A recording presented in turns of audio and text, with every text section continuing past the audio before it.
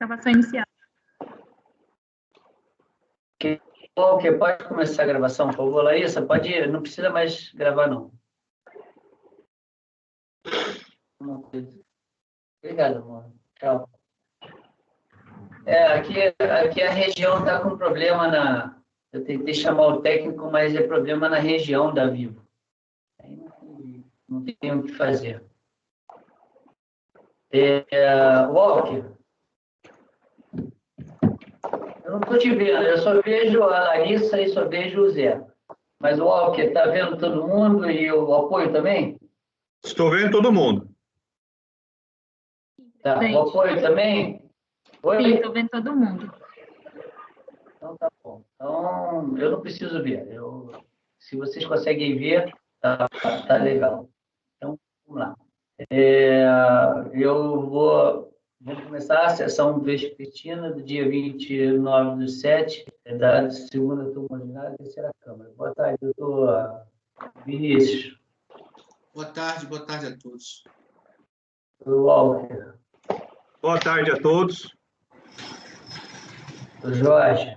Boa tarde a todos.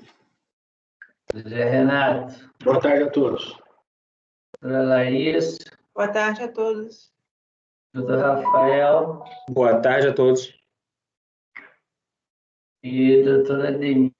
Boa tarde a todos. Ok. O item da pauta agora é o item do repetitivo, é a minha relatoria. Vou começar já no relatório, que é bem tranquilo. Aqui está se discutindo a questão crédito presumido de receita de exportação de NT e a atualização monetária da taxa Selic. É basicamente o relatório. Vou passar ao voto. Conforme relatado, interessados em SUS quanto à decisão recorrida que afastou a possibilidade de aproveitamento do crédito presumido do IPI, a questão do NT e queria a taxa Selic. Exportação do NT, súmula 124. Aqui, e estou negando o provimento desse capítulo. Quanto à taxa Selic, eu poderia até falar que já estava prejudicado, porque ele não teve nenhum crédito admitido. Então, já se vê, a taxa Selic seria prejudicada. Mas, para evitar embargos, eu resolvi enfrentar. E aí, eu começo já avisando que eu estou afastando o recurso repetitivo da aplicação da taxa Selic, porque houve resistência.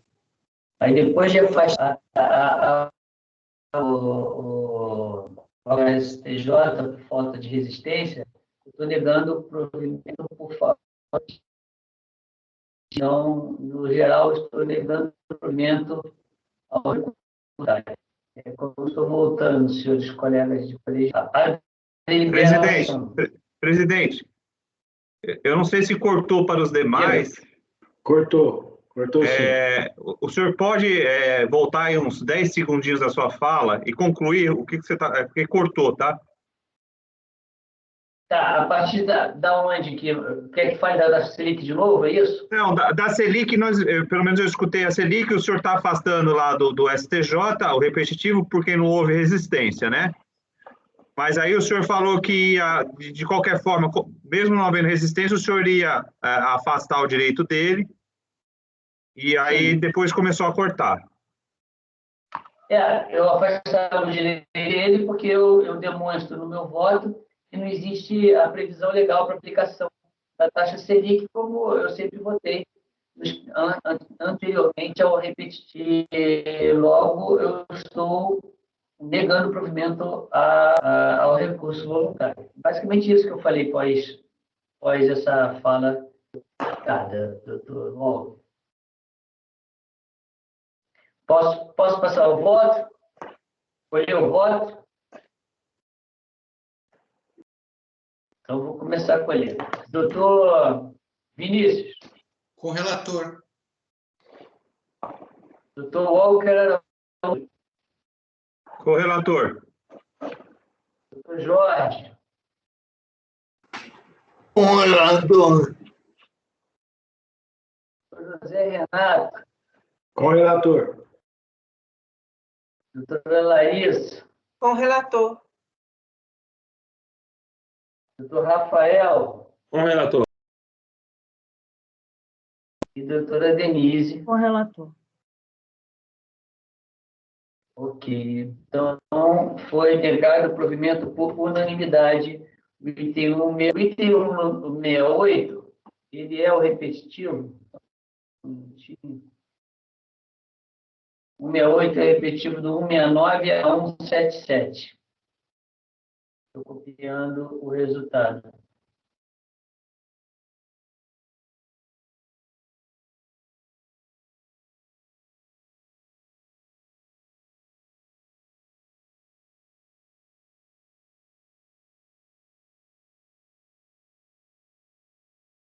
Ok.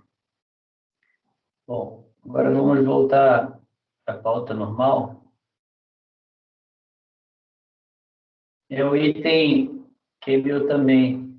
Aqui é o item 159 da pauta, é o recorrente a Trade Lane, processo final 2008-64. Eu não estou vendo ninguém, mas vocês estão me vendo, né? Sim. Sim, sim. Ok, então eu vou. É estranho fazer para uma tela preta, mas eu vou fazer assim mesmo. O relatório. Esse caso aqui dá também para resumir. O que está querendo é. Deixa eu ver se eu vou direto ao voto. Ele quer o crédito presumido do IPI, ele avisa que o crédito presumido do IPI das leis é um ressarcimento das contribuições PIS e COFINS, incidentes nas compras para industrialização, levantamento do crédito através da DCTF.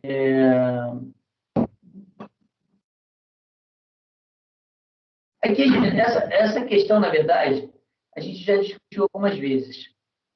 Eu estou trazendo, inclusive, a decisão aqui. O objeto do recurso se extingue análise da possibilidade do saldo credor de IPI apurado em trimestres anteriores ser objeto de pedido de ressarcimento de saldo credor apurado em trimestre posterior. No caso, a recorrente apresentou como objeto do pedido de ressarcimento de 2004 créditos apurados em 2002 e 2003. Aí eu trago aqui o acordo da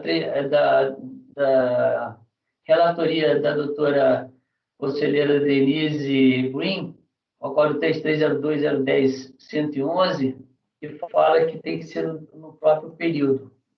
Então, e concluo que, diante de todo exposto, entendo que cada pedido de ressarcimento de IPI deve ter como objeto apenas o valor referente ao trimestre indicado como trimestre de referência, que é o trimestre de apuração, não sendo possível a inclusão de valores relativos a outros trimestres de apuração. É como eu voto. Essa já é uma matéria batida aqui no colegiado, então acho que não convém perder muito tempo. Passo para a deliberação dos pares. Sem manifestação, então passo a... Quer falar alguma coisa, Jorge? Não? Não. Tá. É o único que eu estou vendo agora. Passo a palavra ao doutor Vinícius. Com o relator. Doutor Walter Araújo. Relator. Doutor Jorge. Com o relator. Doutor Zé Renato. Com o relator. Doutora Laís. Com o relator. Rafael Com o relator. e doutora Denise. Com o relator. Então, foi negado o provimento por unanimidade, o item 159. Passo agora ao item 160, de relatoria do Dr. Jorge Abud. É um embargo da Agroveneto, processo final 2007-77. Dr. Jorge, está com a palavra. Obrigado, presidente. Eu vou soltar o relatório.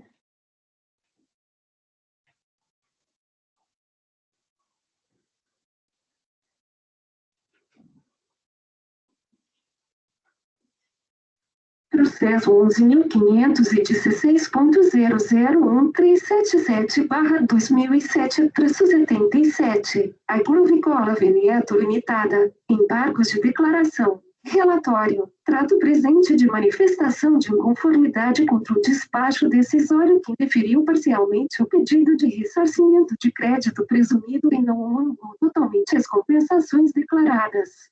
Terem sido glosadas as aquisições de não contribuintes do PIS e COFINS e pela glosa dos gastos com mercadorias e serviços utilizados na criação de animais. Acórdão da Delegacia Regional de Julgamento julgou improcedente a manifestação de inconformidade. Acórdão de recurso voluntário. Por unanimidade de votos, rejeitou a preliminar arguida. No mérito, por unanimidade de votos, e negou provimento ao recurso. A embargante sustenta que o acórdão padece de contradição, pois partiu de premissa equivocada, isto é, considerou que a embargante produz e exporta produtos NT, quando na realidade, exporta produtos sujeitos à alíquota zero da ETP, fato que afasta a aplicação da súmula CARF 124. O relator afirma que os produtos efetivamente exportados são classificados na posição 0207, cujos códigos, em 2003 e atualmente, estão sujeitos à alíquota zero. Contudo, aplica a súmula CARF 124 e informa que a lei trata-se de produtos NP. Assim, é necessário esclarecer se os produtos exportados em elite são NT ou sujeitos à alíquota zero e se é aplicável a súmula. É o relatório.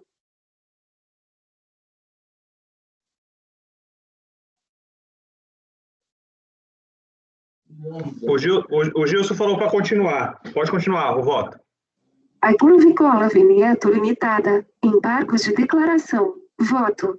Da admissibilidade do recurso. Entende-se que o recurso é admissível por atender à forma do artigo 65 do RICARF. 2 do cabimento. O recurso é tempestivo. 3 da contradição. É alegado no recurso de embargos, a partir de folhas 02 daquele documento. Na fundamentação do recurso, em síntese, a embargante alegou que produz e exporta os produtos classificados nos desdobramentos da posição 2.07 da tabela do IPI, que são os seguintes.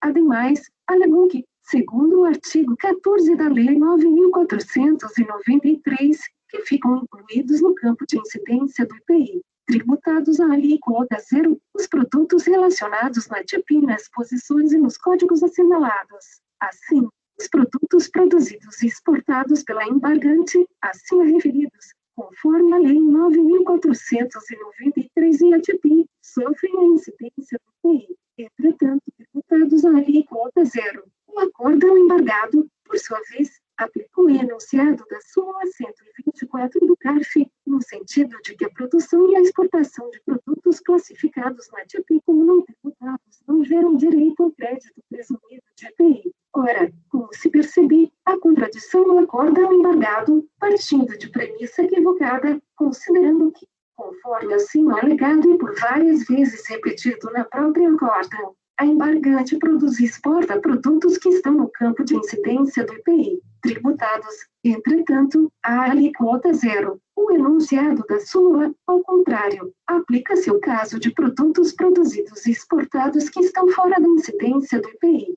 que são os produtos classificados na TIPI como não tributados. Logo, percebe-se que embargante faz jus ao crédito presumido de IPI disposto na lei, tendo em vista que seus produtos exportados sofrem a incidência do imposto, não incidindo, portanto, o óbice do enunciado da súmula. Nesse sentido, é o seguinte acórdão precedente, fundamentado na aplicação da referida súmula. Por conseguinte, uma vez preenchidos os requisitos legais, os presentes embargos de declaração devem ser conhecidos e providos para que a contradição apontada seja afastada, reconhecendo-se, consequentemente, a não aplicação do enunciado da súmula em caso e o direito da embargante ao crédito presumido de IPI, uma vez que os seus produtos exportados são tributados à alíquota zero. 4 do deferimento. O contribuinte, ou a embargante, protocolizou administrativamente o pedido de ressarcimento para que, em relação a valores recolhidos a título de crédito presumido de IPI, estabelecido pela lei, abaixo a relação resumida dos produtos fabricados e ou comercializados pelo estabelecimento do trimestre calendário referente ao pedido de ressarcimento dos produtos fabricados em 2003 e 2004. Portanto, são produtos que sofrem a incidência da alíquota 0E. Por conseguinte, a súmula é inaplicável. Consulta ao sistema DW aduaneiro mostrou que, com embarque no período assinalado, o contribuinte exportou apenas produtos de duas classificações da MCM. O voto traz a seguinte informação às folhas 0708 do Acórdão de Recurso Voluntário. Na folha 283, o contribuinte confirma que, apesar de não ter incluído na relação de produtos fabricados, folha 161 para o segundo trimestre de 2003, fabrica os produtos industriais rações para alimentação animal de diversos tipos em seu estabelecimento industrial e que a produção é totalmente utilizada para a alimentação das aves. Indispensável salientar que o voto traz também a seguinte constatação: as folhas 14 do Acórdão de Recurso Voluntário. Assim, as ações para a alimentação de frangos ministradas em suas diversas fases do ciclo de crescimento não fornecem direito ao crédito presumido do IPI, porque a produção de ração não é exportada. Portanto, esse é o cerne da decisão de mérito do tópico. Ora assinalado, justarte, deve ser retirado o seguinte fragmento do voto, folhas 14 do Acórdão de Recurso Voluntário. De igual sorte, o seguinte fragmento deve ser suprimido da ementa. Em seu lugar, deve ser incluído o seguinte texto. Sendo assim, acolhe os embargos, sem efeitos infringentes, para sanar contradição, expondo que a ração por não ser exportada, assim como outros itens empregados na criação de animais, não pode ser considerada como insumo utilizado no processo de industrialização para apuração do crédito presumido do IPI. É como voto. Jorge Linago de relator.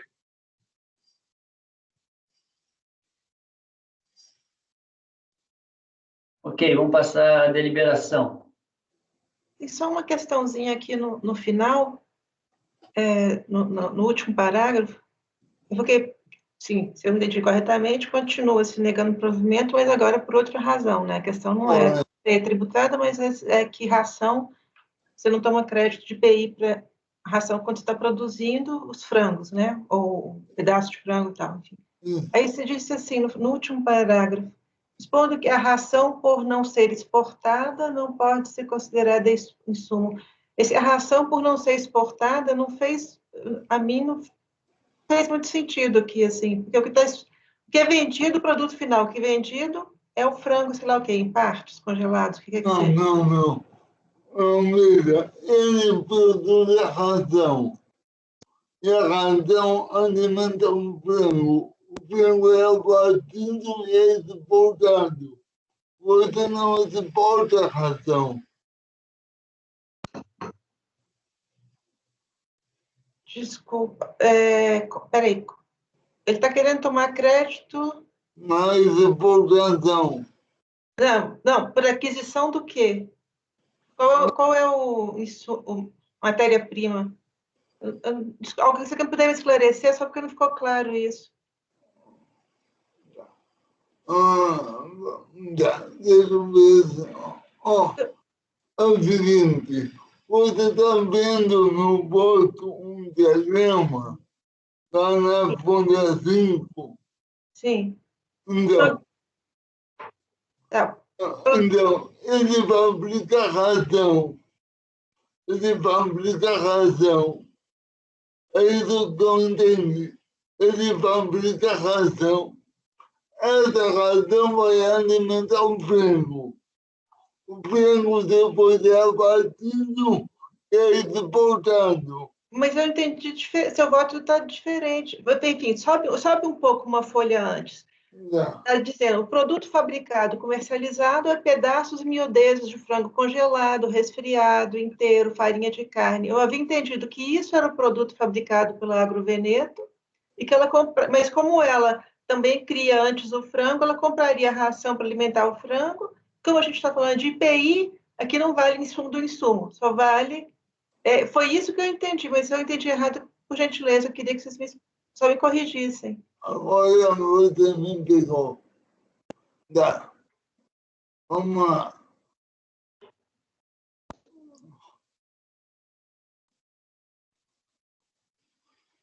Porque, assim, em sendo IPI, e se o produto que é comercializado é pedaço de frango congelado, eu entendo que é claro que não cabe tomar crédito da compra de ração. Quanto a isso, eu não discordo em nada. É só que eu achei estranho o último parágrafo, que eu acho que, se eu tiver entendido errado, me digam, tal. Mas se eu entendi correto, esse último parágrafo já era outra contradição. Então, você sugere que algum último parágrafo, talvez a minha redação não foi mais adequada. Na verdade, você está tentando dizer que os créditos dos insumos para a fabricação da ração não são aceitáveis porque a ração não é exportada. É isso que você quer dizer? É isso. Exatamente isso. Esse foi o meu entendimento. Que a ração é feita de milho e tal, outras coisas aí. E a ração é consumida pelo frango. Você não exporta a ração, você exporta o frango. Entendi. Agora, Na verdade, você está negando o crédito de milho, farelo de soja, óleo vegetal, metionina, lisina, sal, energia elétrica utilizados na fabricação de rações. exatamente. Ué. Então, por que essa discussão antes se o pedaço de frango ele é zero não tributado? Eu entendi que era esse o produto final, que era vendido pela empresa. É porque eu acho que o que acontece, a ração é um dos incrementos para esse produto final. Exatamente. A linha é essa. Mas a gente está falando de IPI, não é igual PIS/COFINS. Isso, então, por isso que Sim, ele mas está... então, veja, olha só, se você olhar esse diagrama colocado aqui no voto, bem claro, ele tem a milho, farelo e essas coisas todas aí. Elas são feitas para o quê? Para a ração. Se você desse esses dados, o milho, farelo, essas coisas, você estaria dando o insumo do insumo. Que não pode. E para EPI não existe insumo do insumo. Logo, você não pode dar. Eu estou entendendo que é isso que ele está mantendo afastado. É isso, Jorge? Mas aí Pelo não... que eu entendi, Oi? eu acho que, pelo que eu entendi, é o seguinte: esses insumos aí são para fazer a fabricação da ração. Se ele estivesse exportando a ração, poderíamos falar de insumo, mas não. A ração é utilizada para alimentar os frangos que depois exportam. Entendi. Mas aí, olha só, se gerou essa confusão, eu acho que, de repente, não convinha botar isso no último parágrafo do voto, para não gerar também na recorrente, na embargante, não sei. Vou lá, Larissa, por favor. Põe o último parágrafo que você está se referindo. Só simplificar.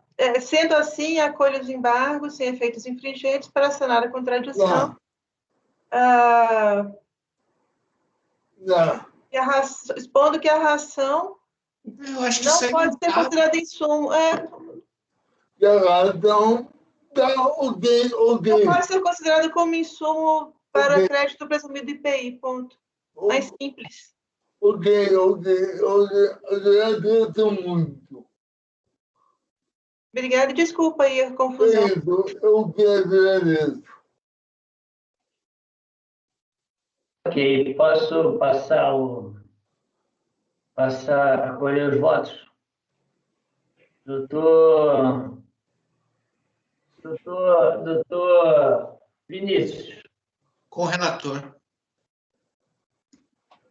Aqui eu estou botando o seguinte: acolher os bagos de declaração para sanar o vício. Seria uma omissão, não é isso, doutor Jorge? Não, uma contradição. Doutor Walker. Relator. Doutor Walker. Doutor Zé Renato. Com o relator. Doutora Larissa. Com o relator.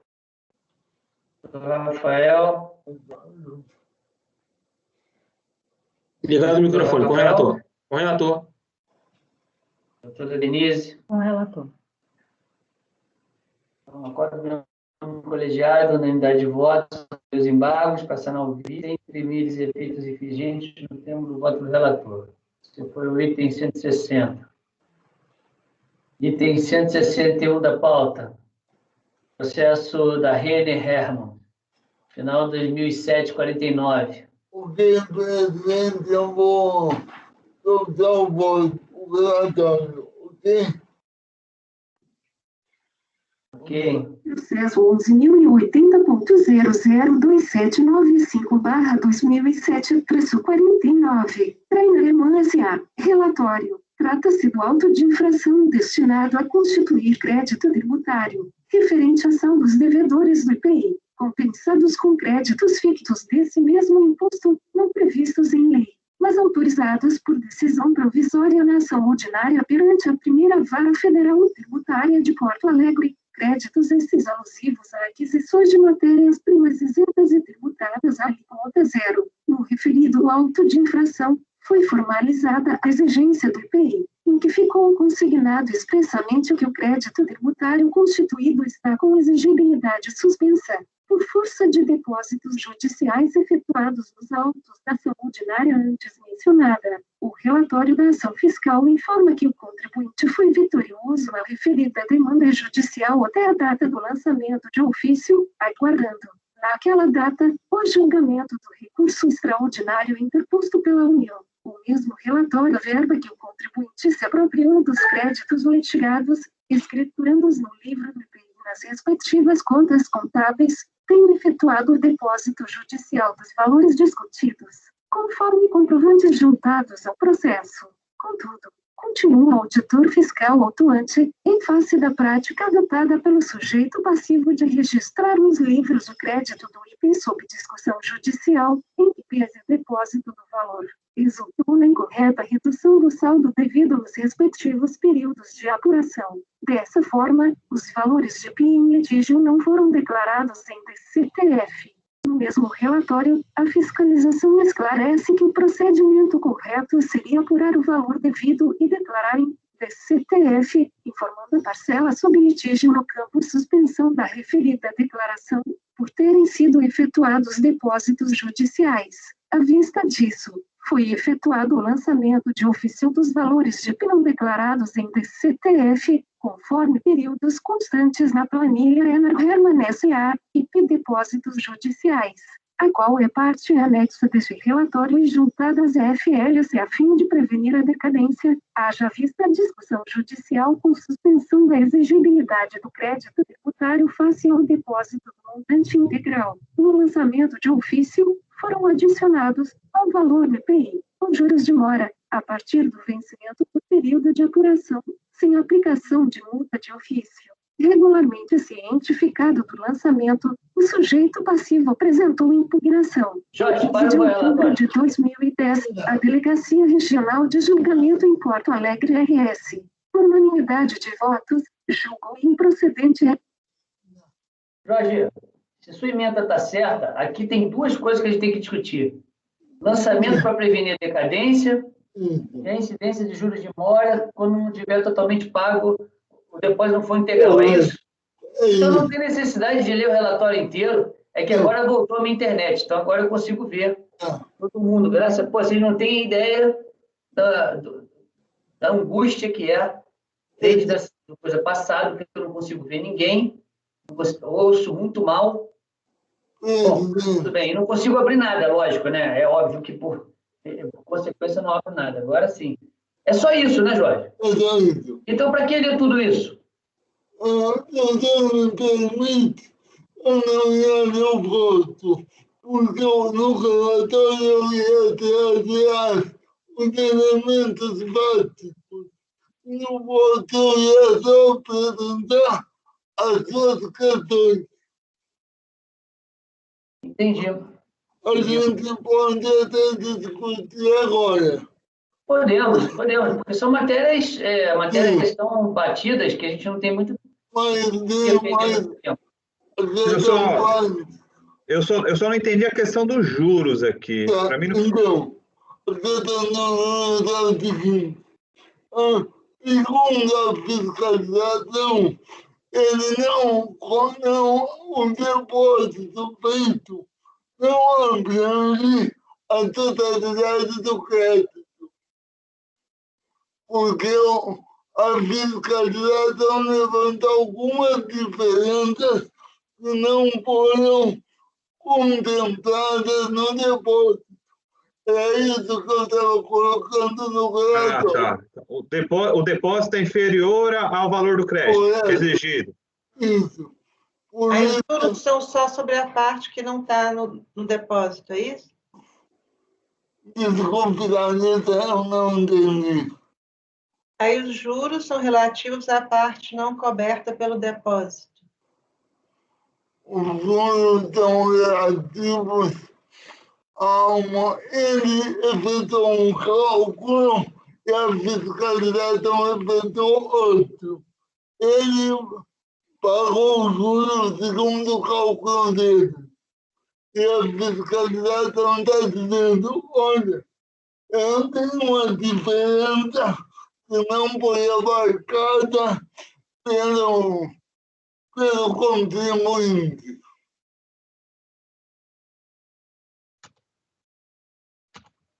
Mas a pergunta da Denise é a seguinte: os juros é sobre a totalidade ou sobre só a diferença que não foi? Porque a determinação é a seguinte: você vai cobrar juros só sobre o que está descoberto pelo depósito judicial. Não, vocês estão confundindo as coisas. Não? Calma, olha só, peraí, olha só. São duas coisas diferentes. Você está falando da multa. A multa de ofício é só sobre a diferença. Os juros de mora é aquilo pago a destempo. São duas coisas diferentes.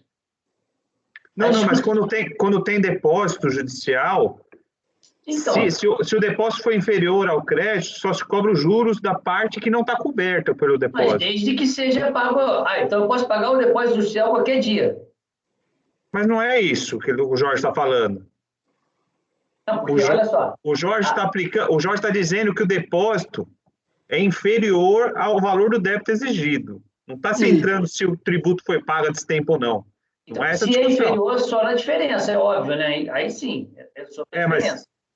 Aí não é, ele na verdade... Os juros é assim, ó. Por exemplo, vence hoje o tributo, R$100.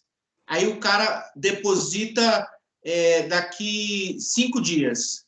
Os juros, você vai pegar os R$100, vai aplicar a taxa de juros aí desses 5 dias, aí vamos supor que deu 105, certo? E o cara só depositou 100. 5 vai ser lançado. É esse o ponto. Sim, a diferença. Sim, exatamente. Tem que ser a diferença. Porque esses 5 foi... porque quando ele fez o depósito, ele fez a destempo. Se ele tivesse feito o depósito no dia correto, ele não devia os 5. Ele devia os 100. Agora, se depositasse no dia correto R$90 ao invés de 100, também deveria ter juros sobre essa diferença. Sim, se ele depositasse no dia correto, se depositasse 90 vezes... Eu tinha entendido que o caso... Pela diferença também. A pergunta era só isso. Pela diferença ainda aumentava, no caso, porque aí ia ficar correndo até o dia que ele depositasse, ou recolhesse. Ia ser pior até a multa de ofício sobre os 10 também. Ainda ia ter a multa de ofício sobre os 10. No caso, não tem a multa de ofício. Aí, aquela súmula que eu acho que gerava grande discussão, que eu acho que agora já não gera mais, porque eu, por exemplo, era vencido nisso. Eu sempre votei que a multa era sobre o total, porque eu fazia uma interpretação literal. Bom, mas isso não importa como eu votava, porque tem súmula e não adianta ficar defendendo uma tese que já está superada.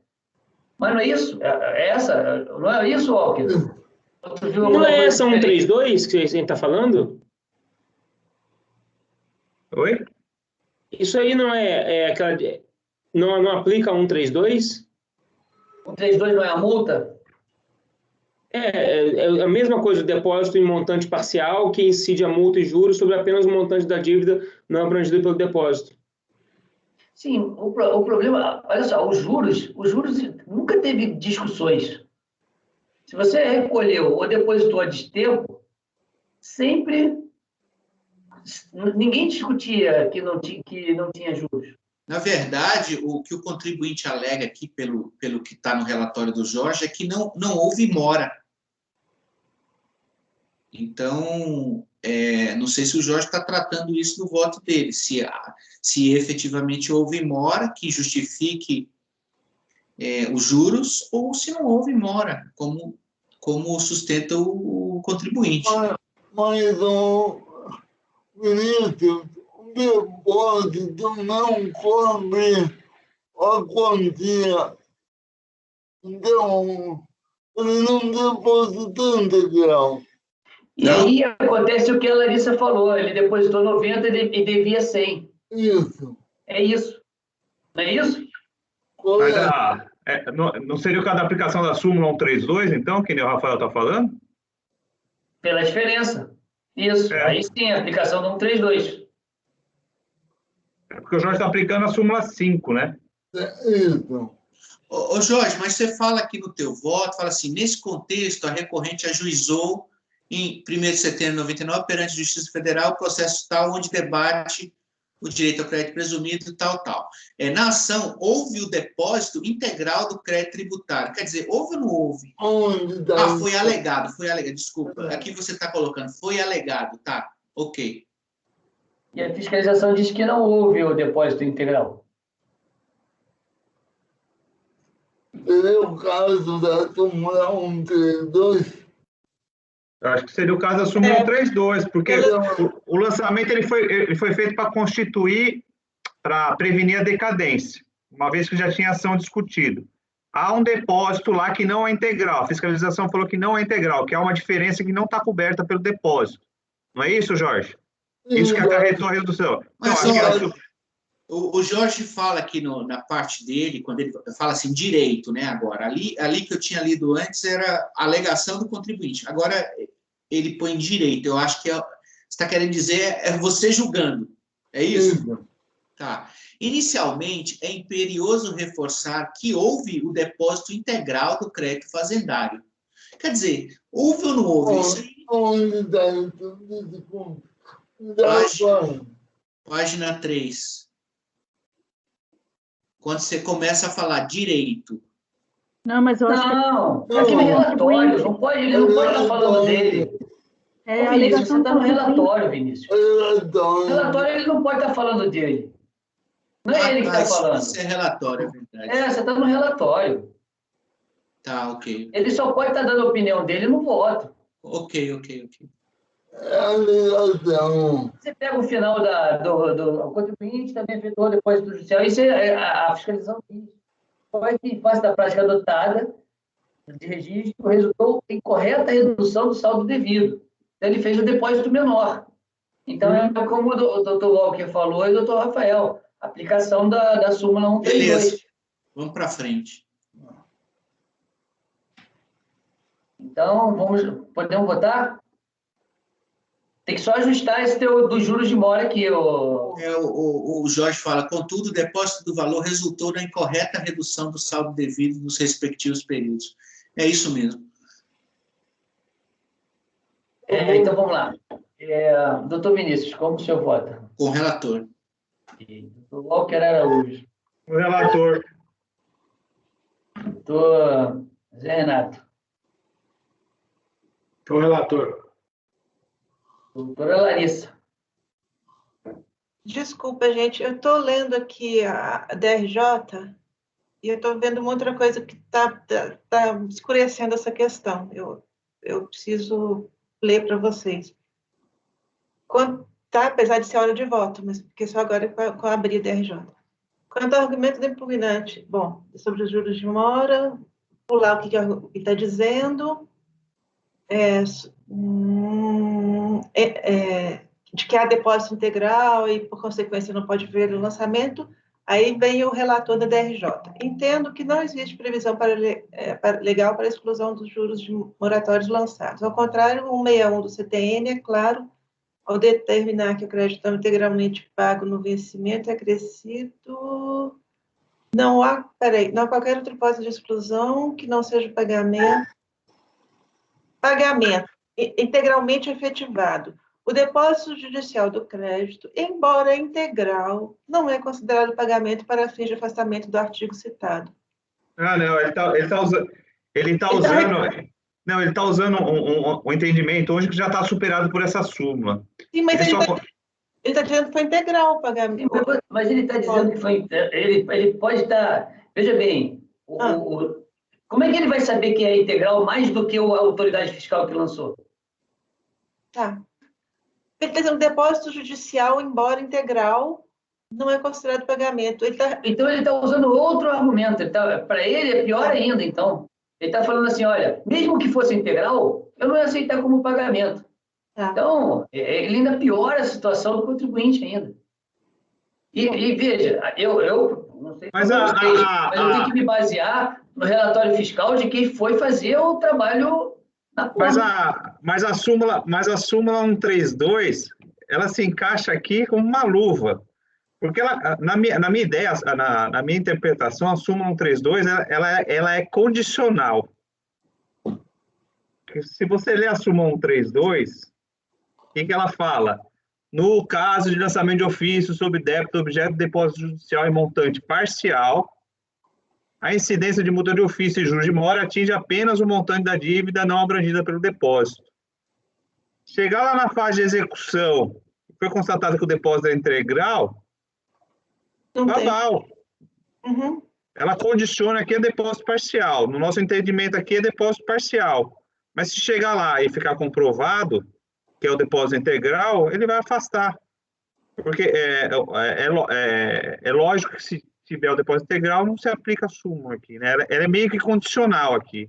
Agora, se quiser esclarecer a dúvida, é baixar o processo de diligência. Eu acho que não tem nem que baixar a diligência. O fiscal já deixou isso bem claro no relatório. Não, ele deixou bem claro aqui que é uma redução ali do saldo do devedor por causa dos depósitos. Se a gente entender que o saldo do devedor está errado, aí já é uma outra matéria. Não é a matéria de depósito integral ou não. Mas eu acho que a aplicação dessa súmula aqui vai meio que deixar condicionante. Se lá embaixo constatar, ele pode se insurgir lá e falar, não, os juros são devidos que eu fiz o depósito no montante integral, está aqui os comprovantes, na época que eu fiz o depósito, o débito era X, e aqui tem o montante, e afasta, porque aqui é condicional, afasta montante parcial.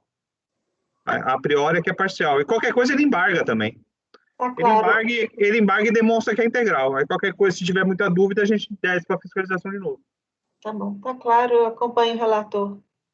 Ok, doutor Rafael. Acompanho o relator, presidente. E doutora Denise. Com o relator, presidente. Eu também voto com o relator, então foi negado o provimento por unanimidade. Bom, agora vamos para os processos da SINGE. Para ficar mais fácil, eu separei em 3 grupos específicos. Os itens 162 é sozinho, 163 e 164 são iguais, 165, 166 e 167 também são iguais. Tá, eu vou começar pelo 162. É sozinho, mas vou começar por ele só por uma questão de ordem. É o processo final 2006-10.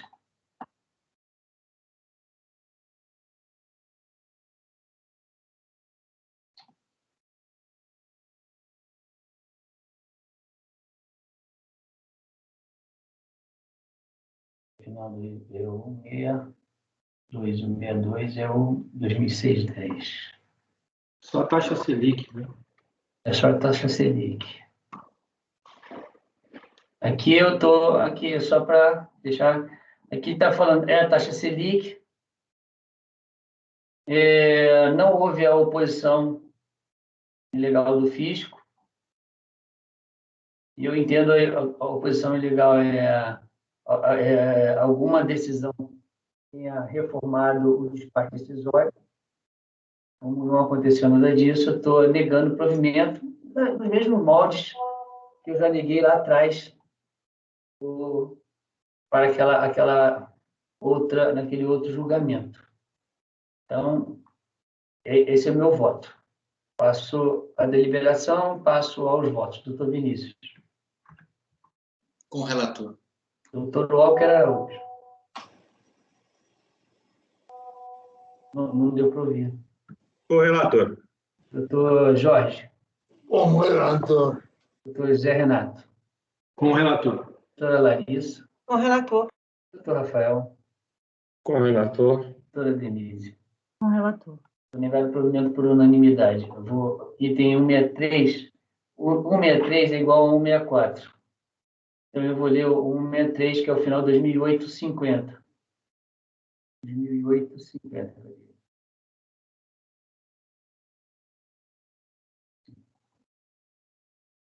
Então, aqui é o seguinte, é uma manifestação contra o despacho decisório que definiu parcialmente o direito creditório já substanciado no relatório de diligência fiscal.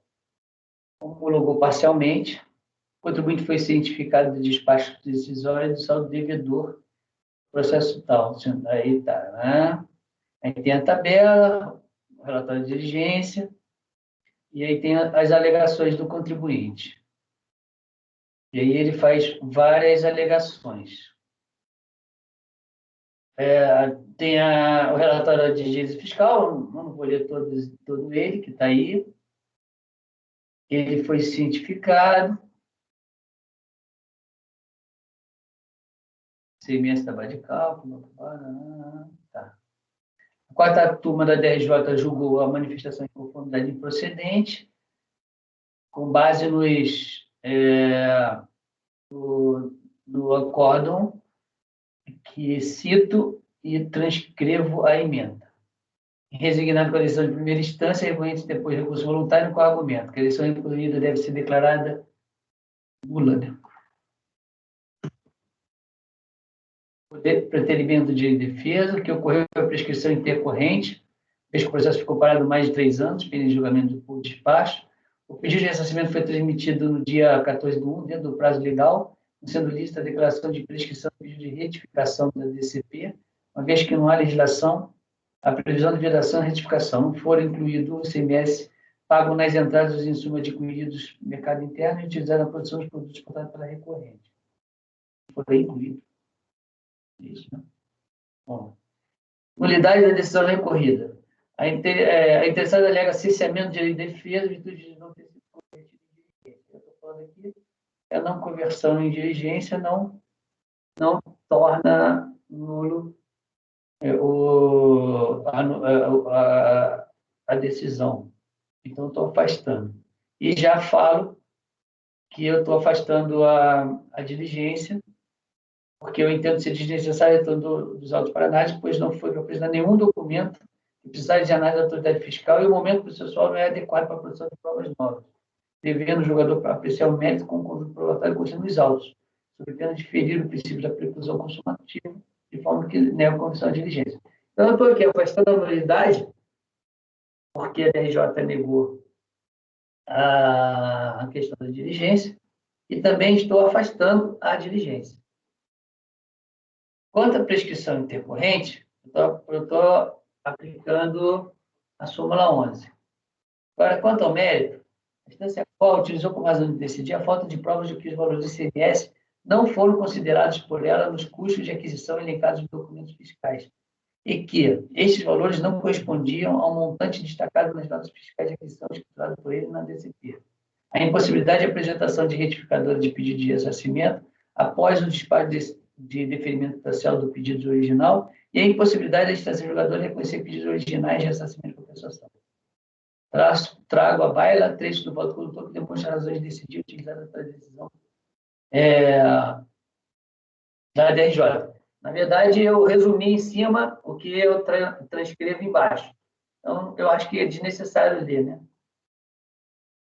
A interessada não apresentou recurso, não apresentou recurso em face dos capítulos referentes à impossibilidade de apresentação de novo demonstrativo de apuração de crédito presumido, após proferido o despacho decisório, e a impossibilidade da instância jogadora reconhecer pedidos originais de ressarcimento. Diante desse relevante fato, declaro que as decisões sobre os capítulos se tornaram imutáveis, em virtude da falta de recursos, caracterizando a definitividade das decisões dadas às respectivas questões na esfera administrativa. Na verdade, não tinha nem necessidade de escrever esses dois períodos, né? Mas, na época, alguma coisa me levou a escrever. Portanto, a análise do método deve destacar como prova a apresentação de um novo DCP após o despacho decisório. Tá. Partindo dessa premissa, passa-se a analisar os documentos apresentados pela interessada e se há algum que levante uma dúvida razoável sobre a desconsideração dos valores do ICMS nos custos de aquisição dos insumos. Compulsão dos autos, observa que a recorrente não apresentou um único elemento que desse semelhanças às suas alegações. Aí aqui eu estou falando... Aí aqui eu vou falar que não se pode olvidar que a produção de prova facultativa é parte, mas constitui-se o verdadeiro ônus processual. Ora, o ato... Aí é que eu estou falando que é um ônus... a apresentação de provas é um ônus e que ele tem que arcar com o ônus. Aí eu falo aqui também que é verdade material, aí fala que aquele texto da verdade material. Então, regressando aos autos, como já mencionado, a recorrente não apresentou indícios mínimos no momento definido na lei. De sorte que existe a obrigação de julgar os dados postos nos autos até a manifestação de conformidade. Nesse contexto, não vislumbro razões para reformar a decisão de primeira instância, uma vez que sua decisão foi baseada nos fundamentos jurídicos dos autos e a consequência de substituição aos fundamentos legais que regiam a matéria à época dos fatos geradores. Bom, então o que eu quero falar é o seguinte, ele não provou as alegações que ele fez. Basicamente é isso e eu estou negando o provimento. A deliberação dos meus pares. Passo ao voto. Doutor Vinícius. Com o relator. Vinícius, doutor Walter Araújo. Com o relator. Doutor Jorge. Com o relator. Doutor José Renato. Acompanha o relator. Doutora Larissa. Com o relator. Rafael. Com o relator. Doutora Denise. Com o relator.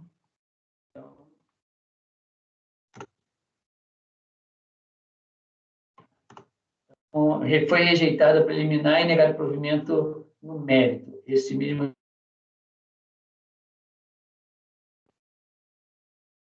Agora, esses três outros são iguais, e que eu acho que pode causar aí uma polêmicazinha. E eu acho até interessante. Só um minutinho. E aqui. O 64 é o 2, não, é o 65, é o 2007-21.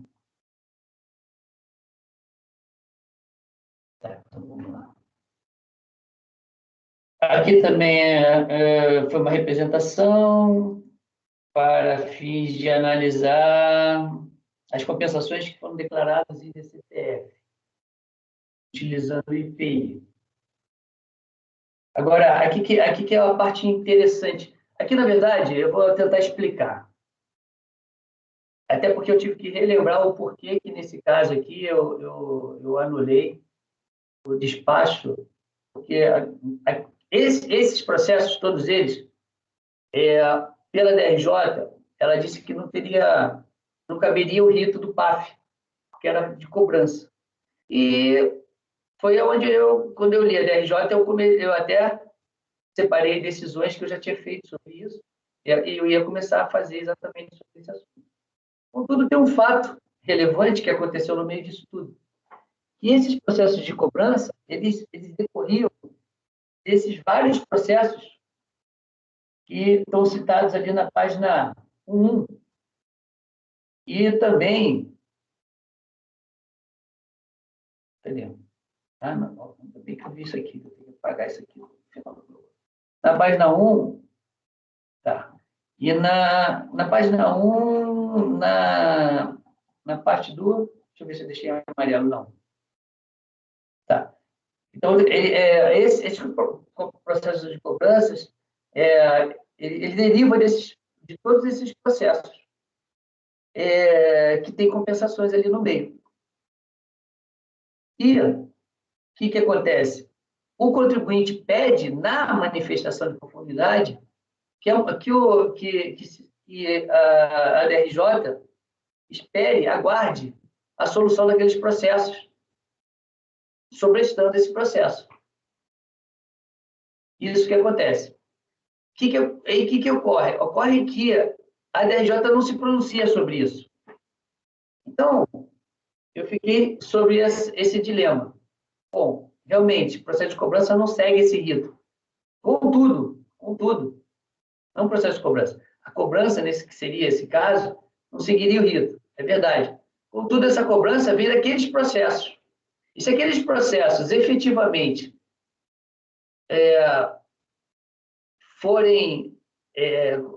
tiverem seu mérito para o contribuinte, não vai existir o processo de cobrança, que tudo bem, é um processo de cobrança que a gente não teria que se pronunciar. Só que eu acho que a DRJ teria que falar isso. Até para a gente poder depois, ele teria que falar, olha, não... ele teria que se pronunciar sobre a questão do sobrestamento. Foi o que ele não fez. E ele traz, o contribuinte, né, recorrente, traz várias questões aqui de preliminares, dentre elas, a última, que está na página 12, a questão da suspensão desses processos que eu cito, que a DRJ não se pronunciou. E, por causa disso, eu entendo que estamos diante de um erro em procedendo, que eu acho que deve ser anulada a decisão para que ela se pronuncie sobre esse assunto. Primeiro, porque provavelmente não. A gente manteria a decisão da DRJ, ou seja, não daria o direito ao contribuinte. Então, não é um caso de superar a omissão. E segundo, que me parece que se a DRJ esperar a suspensão e esses processos tiverem um destino diferente, vai mudar o curso desse processo atual, tanto desse como dos outros. Então, por esse motivo que eu votei pela nulidade da decisão da DRJ. E agora eu submeto aos pares para deliberação e completamente aberto para ouvi-los e podendo até repensar no meu voto sem nenhum problema. Senhores, por favor. Eu tenho uma questão. Acho que sim, seria adequado que a... Nossa, está dando eco, né? Eu vou tirar meu som.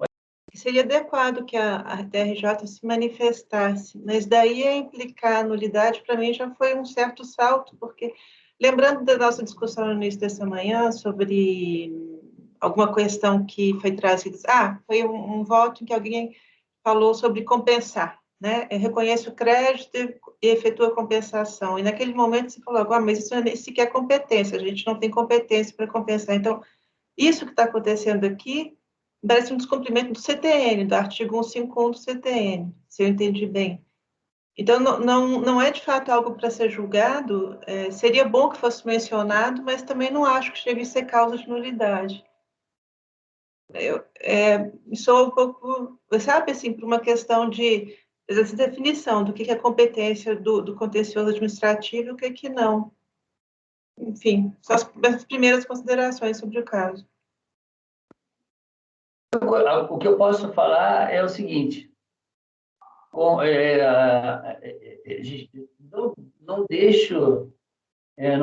posso deixar de falar que me causou uma dúvida sobre qual o direcionamento que daria, porque a segunda parte, basicamente, era... e aí eu vou ter que até olhar o recurso voluntário, porque, pelo que eu me lembro do recurso voluntário, ele não reclama Ó, não vou apenas quanto pedir nulidade. Ele não reclama da questão da possibilidade de análise pelo PAF, né? E, que seria o mérito efetivamente do processo, ou seja, ou eu não conheço do processo porque ele não repugnou, não discorreu sobre a razão de decidir. Eu vou dar uma olhada no recurso voluntário de novo, para ter absoluta certeza, mas pelo que eu estou vendo foi isso. Ou eu conheço do recurso e faço como eu estou falando e anulo. Mas eu vou deixar vocês deliberando sobre o assunto, enquanto eu vou dar uma visitada no recurso voluntário, só para poder... Eu acabei de olhar, fazer outra consulta ao Comprot, e eu peguei um desses processos da compensação, final 2002-89, e, por exemplo, ele já está arquivado, já foi para arquivo único. Então, já houve... Como assim? Mas eu não tenho esses dados no... Veja, a minha discussão não está aí. A minha discussão é, olha, se a DRJ for omissa num ponto que entenda-se ser um ponto que pode ser crucial, independente se deu direito ou não deu direito, porque eu não tenho essa informação.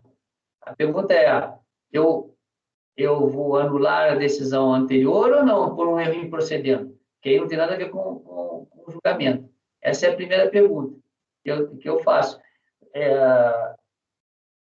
Uma vez que a gente afastar essa questão de nulidade, agora eu vou olhar o recurso, para ter mais certeza. Pelo que eu me lembro, se ele revisou, como eu escrevi, as razões da manifestação, ele não falou dessa questão de ser o PAF o meio adequado de discutir o assunto. E aí eu teria que não conhecer. Mas eu não tenho esses dados. A gente pode ter esse dado externo, mas intraprocessual eu não tenho esses dados.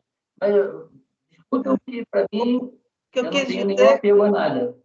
Não, o que eu quis dizer quando eu trouxe esse argumento é só para dizer o seguinte, a unidade de origem, ela já tem uma posição certa sobre a existência ou não do crédito e o montante ou não desse crédito. Então, ela já sabe exatamente o que pode ou não ser cobrado hoje em dia. Isso não, e essa é a questão dela para resolver ali. Isso já está fechado, por exemplo, se os demais processos estiverem como esse, que está arquivado já. Então, qual o sentido da gente manter esse litígio se o processo do crédito já está encerrado, já administrativamente resolvido? Esse é o aspecto que eu estou trazendo. Mas eu respondo que eu estou fazendo um julgamento técnico. Entendi. Esse é o sentido para mim. Entendi. Veja, eu sei que nem todas as pessoas se ligam, né, se importam com isso, quer saber qual é o sentido prático do negócio. O sentido prático, muitas vezes, é nenhum. Mas, como eu sempre fui chato no sentido técnico, eu não poderia deixar de ser agora. Por isso que esse é o meu sentido, é assim que eu penso. Mas eu vou dar uma olhada. Discutam aí. Eu acho que que é uma coisa diferenciada, porque a gente não enfrentou dessa forma isso ainda, eu acho, pelo menos eu não lembro.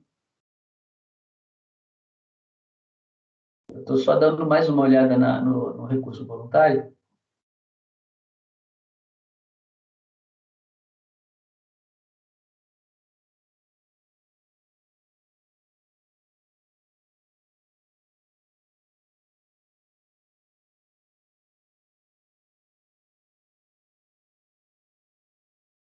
Tem outra coisa interessante aqui, acabei de ler.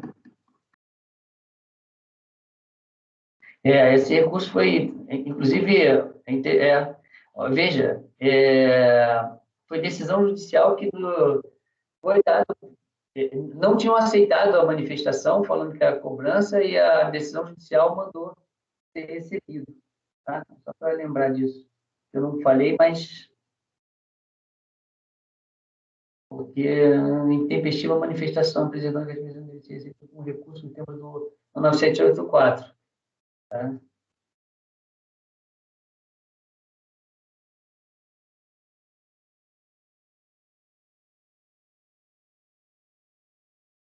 Eu ainda tenho mais esse problema, porque, veja, olha só, as petições apresentadas serão recebidas como recurso no termo 56, porque a proposta de contrato administrativo não sujeita. Ou seja, as cartas de cobrança vão lá. Diante do exposto, recebo os recursos determinados, apresentados e deles não tomam conhecimento. Os autos foram novamente propostos, foi atendida pela delegacia. Cadê a ação, o negócio judicial? Tem um lugar aqui que fala.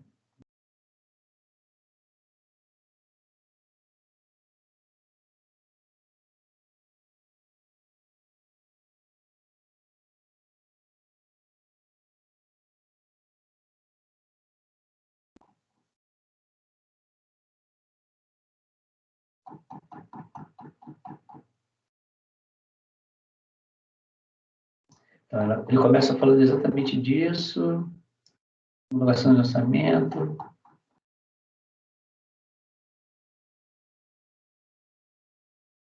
fala do poder de ter alta de inflação,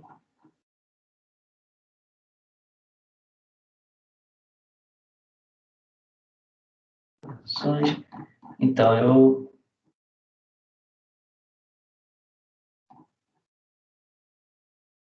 questão de mérito. Ele fala de decadência,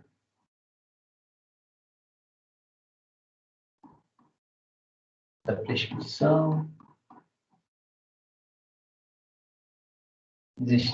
inexistência de corrupção de dívida,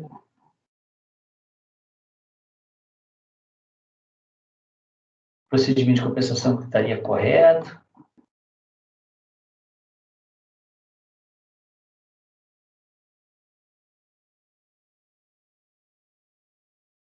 a questão da necessidade de formalização do ganho, possibilidade de exigir integralmente do imposto por meramente formal, porque aí a questão da DCTF que está falando.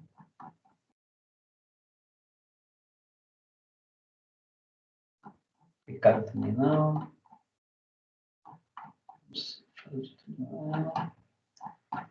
Então, a 21 a 96, a questão da desistência, de quem pertence aos honorários, ele fala de tudo, né? Existência da ação, ao efeito suspensivo, tá. Então, ele não rebate efetivamente a questão da DRJ.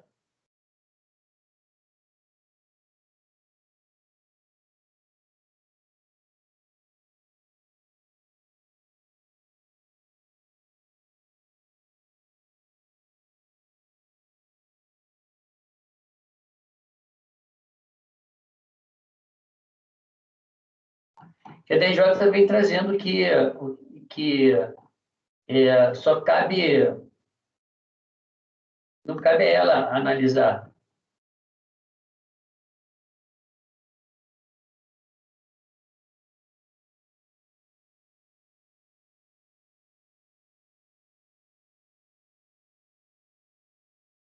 Tá.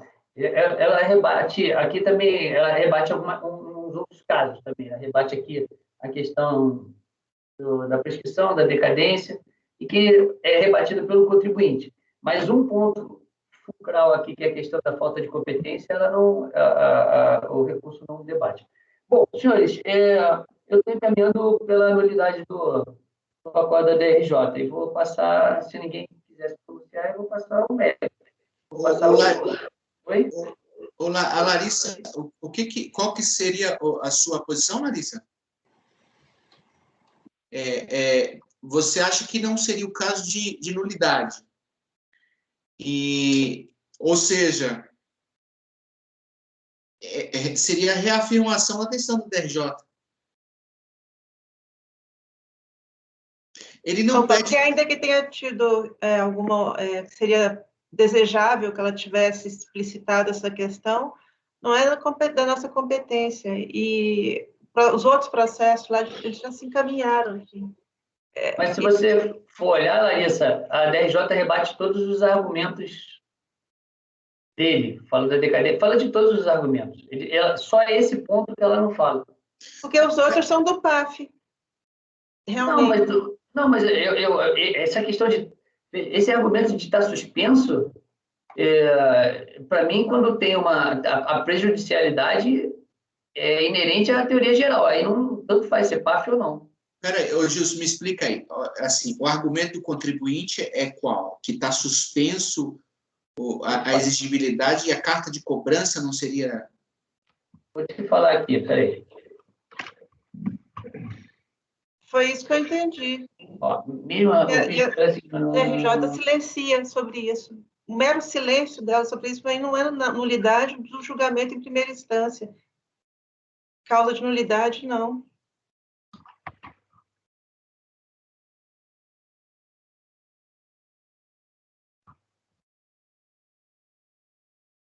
Esse é o... Anula todo o procedimento desencadeado da cobrança que se originou pelo processo tal, vez que o procedimento adotado pelo FIS contra a lei... Tá, peraí, deixa eu ver aqui. Constado que essa digna autoridade não pode efetuar a cobrança direta dos créditos tributários, pois tem que suspender a sua cobrança, até que seja definitivamente resolvida a questão da regularidade dos mesmos nos processos administrativos que seguem aqui, proferindo-se decisão definitiva fundamentada nos autos do processo. Esse aqui eu estou na página 6, lá do relatório. E possibilitar a apresentação de uma manifestação contra a não homologação das compensações que afetará os créditos cobrados dos processos número tal, suspensa. Porque o que acontece? A gente está falando aqui de crédito de IPI, né? Então, o que acontece? O saldo vai batendo no outro, né? Então, tem sempre uma relação de um com o outro. O saldo final de um é o saldo inicial do outro, e daí vai, né? A gente tem que se lembrar que existe isso. Então, e aí, por isso que eu acho que a manifestação da DRJ sobre a suspensão ou não, ela deveria estar falando, independente de qualquer coisa. Mas aí ele não pede a nulidade no recurso. Pede. O primeiro capítulo recursal dele é exatamente a nulidade por falta de pronunciamento. Você pegar lá, você vai ver aqui, ó, os fatos. Não estou dando de ofício, não.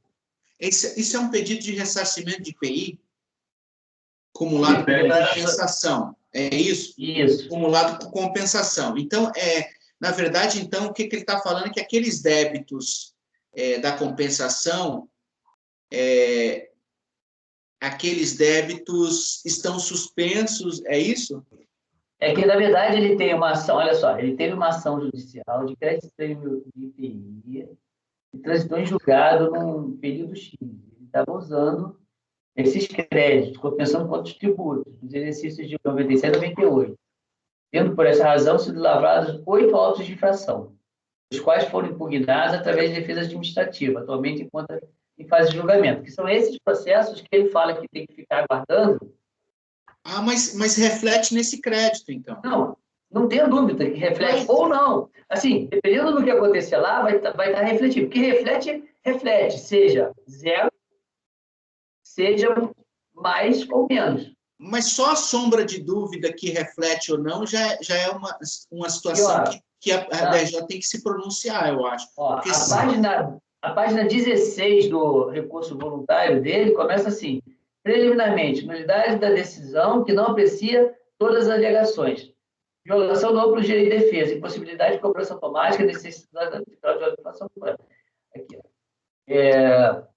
até mesmo em razão de se tratar do mesmo fato que se iniciou sob a égide da lei que regulamentou os processos tal. E, desse modo, seria nulo todo procedimento desencadeado através da carta de cobrança. Aí ele repisa, né? A coisa, tudo que ele já tinha falado lá do... Mas ele fala que não foi falado, mas é mais para frente, então. Outra nulidade que se alegou e não foi analisada foi aquela posta na primeira manifestação. A necessidade de aguardar o julgamento dos autos de infração nos quais se questiona a regularidade dos créditos tributários, quando a recorrente alegou que a questão da regularidade dos créditos oriundos do referido processo judicial está sendo questionado por essa digna autoridade administrativa em outros processos, dos quais o contribuinte apresentou a defesa. Então, e aí, isso, a DRJ não se pronuncia nada sobre isso. Até para a gente se pronunciar para dizer se tem ou não qualquer relação, precisa dela se pronunciar primeiro. Sim. Então, se ela não se pronunciou, a gente não pode nem falar assim, ó, né? Eu entendi. Então, sim, mas eu não sei se todos Da entenderam. minha parte, Jorge ficou com alguma dúvida? Eu estou vendo que ele está... Não? Então tá, então vamos votar, né? Cada um tem uma convicção sobre o assunto, vamos votar. Eu vou ser sincero, eu realmente fui parar para ver por que eu anulei depois de novo, né? Como a gente fica fazendo votos muito antes, às vezes a gente acaba tendo que rever. Bom, passo a colher os votos. Doutor Vinícius. com o relator. Ok. Doutor Walker Araújo. Vou rodar com o relator. Eu só queria pontuar um negócio. A decisão da DRJ não foi por não conhecimento da manifestação, né? Não. Então, não para mim é até uma decisão contraditória, né? Porque ela fala que se não tem PAF nesses casos, ela não devia nem conhecer da manifestação de conformidade, né? E ela entra nos argumentos apresentados lá na defesa do contribuinte, né? Então, por um lado, se ela fala que não tem PAF, então ela não tem que analisar mérito nenhum, ela tem que falar não tem PAF por esse motivo, não conheço da manifestação, ponto. Não tem que entrar, mas ela rebateu todos os argumentos aqui e disse ainda que não tinha PAF, né? Então, para mim, tá errada essa decisão, de certa forma. Ainda há essa omissão ainda há essa omissão. Então, eu vou votar com o relator. Ok. Doutor Jorge. Com o relator. Doutor José Renato. Com o relator. Doutora Larissa. Com o relator. Mas pode abrir a divergência normalmente, doutora Larissa. Se a senhora não concordar, assim, você sinta...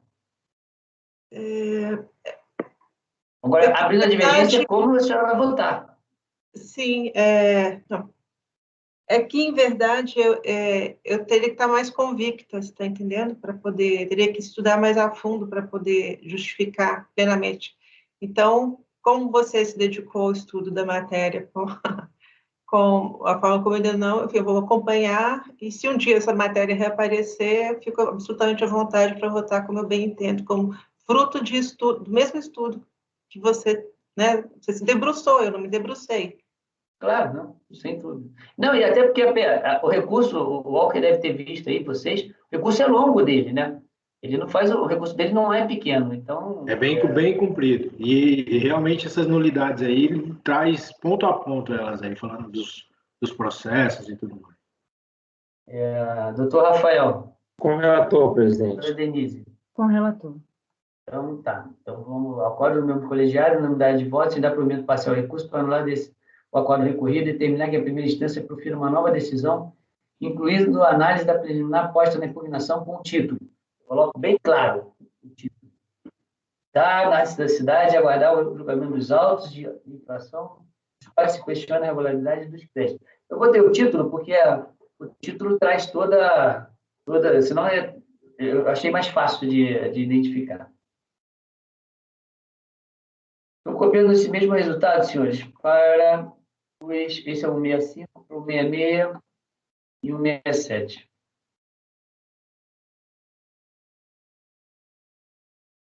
E o 67, tá. Agora, GMSU. Não, GMSU já foi o 68. 77. Doutor Jorge, agora é o senhor.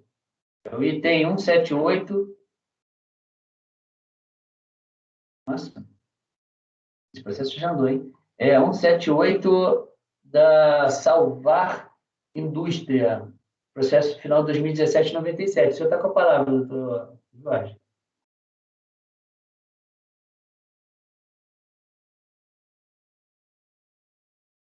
Presidente, a única coisa que esse processo é dos antigos subministros pedivistas.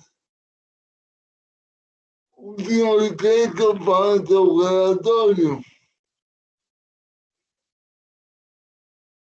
Dá atenção, Milton. Fevereiro de 2020 é melhor, né? Eu sinceramente não lembro mais. Acho que é conveniente você fazer o relatório de novo. Vou fazer um breve apanhado. Tá? É o seguinte, embargos, quem faz os embargos é a Procuradoria da Fazenda Nacional. O que aconteceu? Aconteceu que nós julgamos o recurso de ofício, afastamos, aliás, desculpe, damos provimento ao recurso de ofício para afastar a multa regulamentar, mas não examinamos o afastamento da multa de ofício, da multa agravada, melhor dizendo. Então, houve uma fraude, ele não recolheu a totalidade dos tributos devidos, e a TRJ entendeu que não, a situação não está capturada nos artigos 71, 72, 73 da lei me foge a lei, mas vocês sabem o que eu estou falando. E eu mantenho, antiviro José TRJ, entendo que, sim, como houve fraude, como essa fraude implicou no recolhimento a menor, deveria ser haver o agravamento da multa de ofício. Nesse ponto, Vinícius Vinícius. Não apanhando qualquer coisa, eu estou no relatório. Ok. Doutor Vinícius. Esse processo é de fevereiro. 2020. É. Por que ele está voltando só agora? Porque, sei lá por que ele está voltando. Não me faça pergunta difícil, não. Olha, Porque só botaram agora de volta. Não, voltou agora por causa da Covid, né? Ia voltar em março, passou à vista, teve a OMS da OAB que suspendeu as sessões, aí não votou, nós iríamos em março, né? Votar, aí saiu de pauta, e agora esses processos que saíram de pauta lá, em razão da determinação judicial, estão voltando todos agora. Ah, entendi. Tá vendo? O Walker sabe mais do que eu sobre isso, não sabia. Olha, eu estou recorrendo aqui aos registros, eu estou seguindo o relator, viu? Está seguindo o relator? A princípio eu tinha uma dúvida e no final das contas eu estou aqui registrado nas minhas anotações que realmente eu estou nos mesmos termos. Essa é a única anotação que eu tenho desse processo antigo, que está ok, Jorge Abud. Ou seja, sigo o mestre.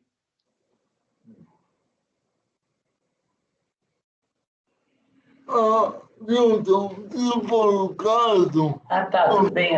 Agora, interessante, né? A DRJ, eu pensei até que fosse aqueles casos de compensação, porque nos casos de compensação eu não tinha problema, eu afastava também a multa agravada. Agravada? Não, é agravada, né? Porque eu entendia que não estava lá os artigos. Mas aqui não, aqui, pelo que eu entendia, a prática dolosa dele, ele não tinha informação de acesso, a chave do acesso, as notas foram efetivamente, algumas dessas notas fiscais para terceiras empresas sem nenhuma relação com a operação, e outras notas sequer existem. Ou seja, foi sem nota, sem... Então, realmente me parece... Não é isso, Jorge? Correto. Não, estou tentando ver qual é a infração, para ver se... Exatamente. Era fraude na emissão da nota fiscal. E a DRJ é muito... Ela vai numa filigrana, se vocês me permitem, para dizer que essa situação não está contemplada como agravante. Eu garanto sim também. Eu não concordo, eu acho que é fraude, está capturado no artigo 73. Ok, tá bom, perfeito. Na verdade, olha só, eu coloco aqui, sigo o Jorge Abud, na verdade, agora me recordo aqui, tem até anotações mais doutrinárias, de repente eu posso depois trocar ideia com o Jorge sobre isso, mas a pesquisa que eu fiz à época, e agora eu começo a recordar, a partir das minhas anotações aqui, é sobre exatamente o conceito de simulação e fraude, e aí eu lembro, nas minhas anotações aqui, de uma tese de mestrado de um amigo meu, que é o Fábio Piovesan, que ele trata disso, do negócio simulado e tudo mais, e eu exatamente usei, vamos dizer assim, as lições dessa tese de mestrado, na verdade, uma dissertação de mestrado lá da USP, e o Fábio Piovesan, ele fez essa dissertação, e é uma das referências hoje em questões de negócio simulado, etc. E eu pego ela exatamente para estudar o caso do Jorge e chego à conclusão que está perfeita a decisão do Jorge. Enfim, era mais uma questão mesmo... e tem várias anotações aqui com exemplos e tudo mais, para reforçar exatamente essa tese de simulação e negócio, e fraude, tudo que o Jorge põe no voto dele. Não vou entrar, obviamente, nisso aqui, senão o Gilson vai me defenestrar, e ele consegue fazer isso aqui pelo Meet. Eu não consigo. Dá para defenestrar digitalmente. Por enquanto eu não consigo, mas eu vou um dia conseguir. Não dá, né? Você não consegue. Só quem consegue é o apoio, mas não tem problema não. Um dia eu vou conseguir. Assim, não tenho. Agora lembrei completamente. Realmente, a minha dúvida à época era como que vou pegar alguns pontos disso aqui, da prática, que o Jorge descreve muito bem, dos fatos e tal, e vou trazer para o conceito de simulação e tudo mais. Porque o que eu me lembro é que o contribuinte defendia a coisa de uma forma assim, mas se o negócio foi assim, não tem que dizer que é simulado. Eu não me lembro exatamente das minúcias do caso. Aí eu falei, puxa, a simulação não pode ser nesse sentido tão restrito quanto o contribuinte está alegando. Senão, dificilmente você vai pegar um caso simulado. Aí eu fui lá na tese do Fábio, que, aliás, quando ele estava fazendo isso, a gente conversou muito sobre esses casos e tudo mais de simulação, que tem toda uma teoria civilista, direito italiano, etc., Vanoni, enfim, e causa do negócio. E aí eu fui na tese do Fábio e em alguns outros do Ricardo Maris também, tem coisas sobre isso, e realmente se vê que não dá para pegar a conceituação de fraude ou simulação na forma tão estrita como o contribuinte estava querendo. Aí eu voltei e falei, não, realmente o Jorge tem razão. Então, é basicamente isso. Okay. Eu tenho vocês vão até desconfiar, mas eu lembro da discussão que nós tivemos, eu levantei uma questão lá, eu queria que o Jorge me relembrasse. Estou com a memória boa.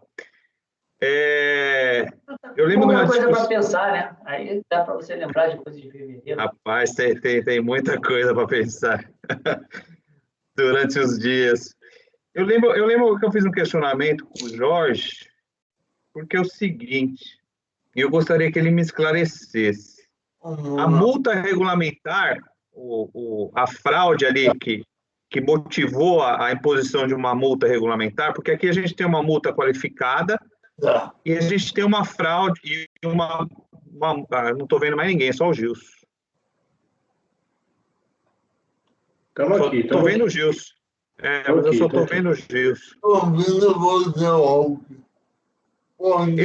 Eu lembro, eu queria que você me esclarecesse, que é o seguinte, a multa regulamentar, ela partiu de uma acusação ali de emissão de saída de saída de mercadoria sem nota fiscal, e aí você manteve o posicionamento da DRJ porque não ficou comprovada essa ilicitude, né?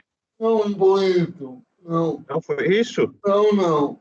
Inclusive, eu já pensei nisso e coloco isso no começo do acórdão. Desculpe, no começo do meu voto. Para lembrar, eu estou afastando a multa regulamentar pelo seguinte, que não houve como vamos lá, a trabalho é que ela recebe o produto, ela comprou o produto, logo ela não tem como emitir a nota.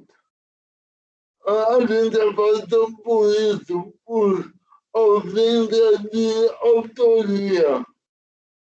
Como é que você pode, se quem emite a nota é terceiro, como é que você pode impor essa penalidade ao outro? Certo. Mas a multa de ofício não está vinculada a esses fatos? Não. Qual que é a razão da imposição da multa de ofício, então? O agravamento da multa de ofício. É outro ilícito que foi praticado? Porque aqui no voto que você manteve o recurso de ofício, você fala, mas isso não houve comprovação da emissão de nota sem saída da mercadoria por parte do fornecedor, o que significa dizer que não tomou lugar o fato primário que ensejaria a coautoria. Aí você afasta essa multa regulamentar. Agora, a qualificação da multa de ofício é outro motivo que não esse? Porque senão, para mim, haveria uma contradição aqui. Não. Se você está dizendo que para a multa de ofício tem ilicitude e para a multa regulamentar não tem, você tem que diferenciar os fatos, os motivos. Eu gostaria que você me explicasse se há diferenciação. Não, ilicitude tem nos dois. Vamos lá. Ilicitude tem nos dois. O que não tem na multa regulamentar é comprovação da autoria. Quem emite a nota é outro. E na qualificação da multa de ofício, quem emite a nota é ela? É a Savar? Não, aí não é por causa da emissão de nota. É porque ela não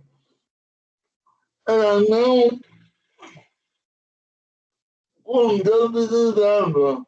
Ela contabilizava um valor menor. Logo, diminuía o quanto a pagar. Ela fazia registros menores. Isso. Então os fatos são distintos. Exatamente. Então, ela na verdade, ela sonegava tributo. Exatamente. A partir da nota de terceiro, desculpe, essa nota era fria. Então, ela não emitia. Se ela não emitia, eu não posso impor ela a multa regulamentar. Só que essa nota vinha, ela pegava a nota, contabilizava, diminuía, aliás, esse valor era fictício, e a partir desse valor fictício, diminuía o quanto deve estar pagar. Tá, então, além de ela receber uma nota fria, ela alterava o valor nos registros contábeis. Exatamente. A partir da nota fria. Tá, entendi. Obrigado.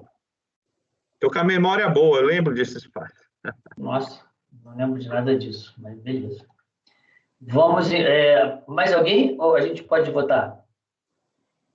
Então, vou partir para o voto. Doutor Vinícius, como o senhor vota?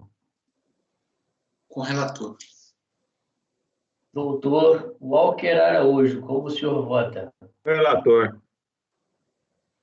Doutor Zé Renato. Com o relator. Doutora Larissa. Com o relator. Rafael. Com o relator, presidente. Denise. Com o relator. Então, eu voto com o relator. Para uma unanimidade, em acolher os embargos de declaração nacional regional com efeitos infringentes.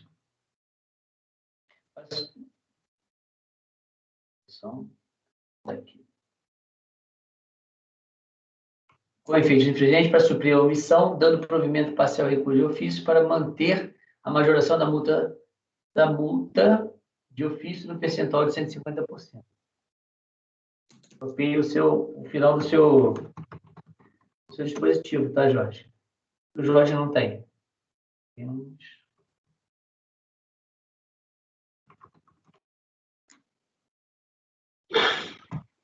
Perfeito. Cabeça de jovem é outra coisa, né? É verdade. Vinícius, próximo item é o do senhor. Os dois últimos itens da pauta, se eu não me engano. Deixa eu ver aqui, exatamente. Primeiro é o Werneck. Ok. O Jorge não está aqui. O Jorge não está aí. Vou descer com ele. Vocês querem intervalo? É bom, né? Vamos terminar logo. Depois disso aqui a gente encerra ou não? Não, a gente ainda tem 6 processos. Se quiser dar um intervalo, pode dar. Não, a gente pode fazer esses dois. Depende do nível desses dois, Vinícius. É tranquilo, tranquilo. Então vamos fazer. Nível Walker. Então tá. Nível 10% Walker, já está ótimo. Não, já é 10% do Walker, já está ótimo. Então vamos lá. Então lá, Vinícius. O Jorge voltou. Eu falo nível Walker, obviamente é 10% Walker, porque... Nível Walker não tem, né, cara? Se eu chegar no nível Walker, não dá, né? Possível. Fala, doutor Vinícius, já que é nível Walker, manda ver. Vamos lá. Esse processo embargo de declaração interpostos tempestivamente pela PFN em face do acórdão de 2007, apontando omissões na referida decisão. Esse processo chegou lá na Câmara Superior, o Andrade ia julgar o recurso especial, aí ele viu que tinha esses embargos da Procuradoria que não foram julgados lá atrás, lá em 2000 e pouco. Então, aí chegou para mim agora. Os embargos de declaração são tempestivos e atendem aos requisitos e pressupostos de admissibilidade para julgamento por esta turma. Na análise de admissibilidade dos embargos interpostos pela Procuradoria da Fazenda, realizada pela relatora do acórdão embargado e consubstanciada no despacho tal, foram acolhidas as seguintes omissões. Número 1, a decisão não revelou com base em qual informação concluiu que os débitos compensados no presente processo administrativo estavam decaídos. Número 2, a decisão omitiu-se em relação à existência de lançamento da COFINS devida pela Werneck e CIA relativa. É o seguinte, isso aqui é um processo de crédito prêmio de IPI para compensar com débitos de PIS/COFINS. Então, o que acontece? A Procuradoria levantou esses embargos tempos atrás aí e a relatora admitiu os embargos porque o seguinte, no acórdão embargado, a turma estava reconhecendo decadência dos créditos de PIS, de IPI e COFINS, porque, na verdade, a turma reconheceu que não houve o lançamento, não houve a constituição desses débitos de IPI e COFINS que estavam sendo compensados com esse crédito prêmio de IPI. Só que isso é contraditório, porque, primeiro, os débitos de COFINS estão lançados em outros 2 processos. Então, assim, embora o acordo embargado tivesse reconhecido que não houve o lançamento, tem aí os lançamentos de COFINS, e são 2 processos apensos aí, a este que a gente está julgando. E o débito de IPI, que está sendo compensado neste processo, não tem nenhuma notícia sobre ele, se foi constituído antes ou não, dessa compensação que a gente está analisando aqui. Então, realmente, houve omissão. O que eu estou fazendo? Desculpa atrapalhar, Vinícius, mas assim, eu não sei se eu coloquei o voto antes aqui. Para mim, esse voto aqui não está falando nada disso. Para mim, aqui está falando de falta de provas. É o Bernec que você está vendo? É, Bernec, Eu não sei se está diferente. Está escrito Bernec mesmo, voto Bernec. Não, eu estou com o voto Bernec aqui. Tá, é uns embargos que ele está propondo diligência. Propõe diligência, exatamente. É Bernec. Não, aqui esse que está aqui, está diante do exposto, opto por acolher os embargos interpostos para sanar a omissão da decisão embargada, não lhes atribuindo, contudo, efeitos infringentes. Não fala nada de diligência aqui. É o que eu sei, eu tenho esse aí do José Renato. Vocês estão em julho ou em junho? Julho. Oxe, eu estou com o voto que ele está convertendo em diligência. Eu também. Eu também estou. Aqui não está isso, não. Bom, eu vou voltar lá na pasta T, então, porque esse aqui eu coloquei... Vamos ver se o que está na pasta T. Desculpa, Vinícius, é que realmente está... Eu estou olhando aqui e falei, mas está diferente. Acho que o Vinícius incluiu esse voto hoje de manhã.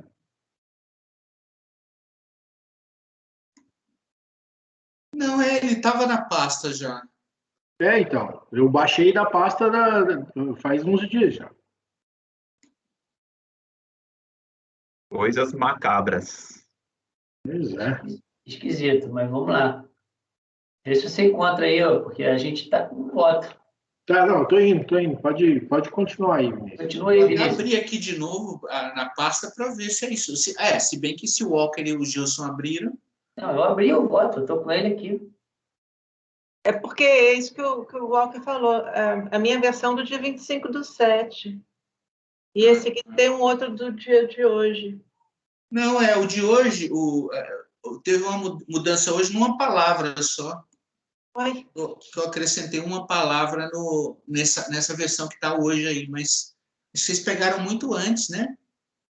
Está sobrando tempo.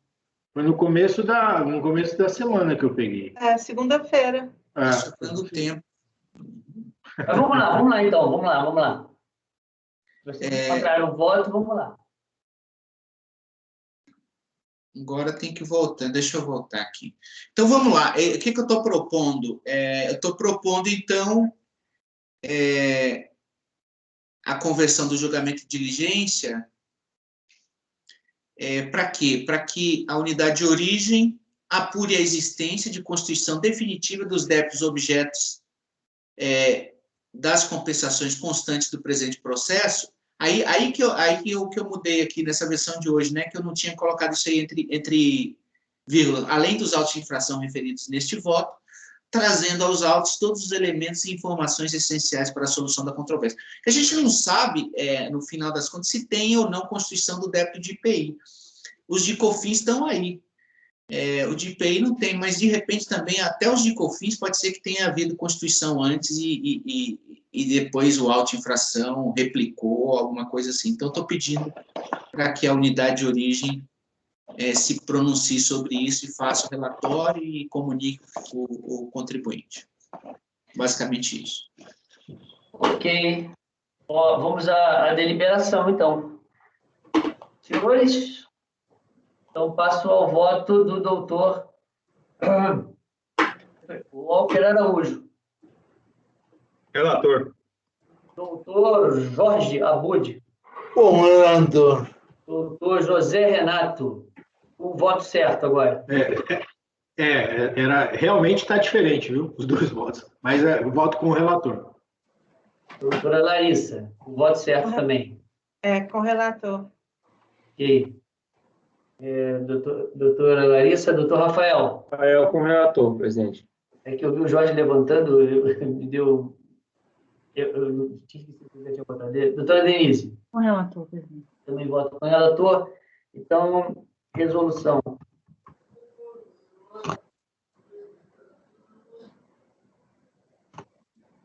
Converter os termos, o julgamento nos termos da... Voto do relator. Agora, Paquetá Calçados Limitada, doutor Vinícius, e aí a gente... Manu, o Jorge está aí? Ele saiu um pouquinho, já vai voltar. Tá, então a gente vai continuar aqui, tá? Ok, eu vou deixar mais alto para ele ouvir, tá? Tá bom, beleza, sem problema. Então vamos lá, Vinícius. Melhor pegar o voto 180 da da pasta pauta. agora, viu? Porque vai que tem alguma atualização, né, Zé? Você está com tempo, né, de ficar atualizando o teu voto toda hora, né? Não. Eu faço você voto, lembra, tá às bom, vezes meu você amigo. escreve, aí depois você fala assim, putz, podia ter colocado isso para a diligência ficar mais completa ou não.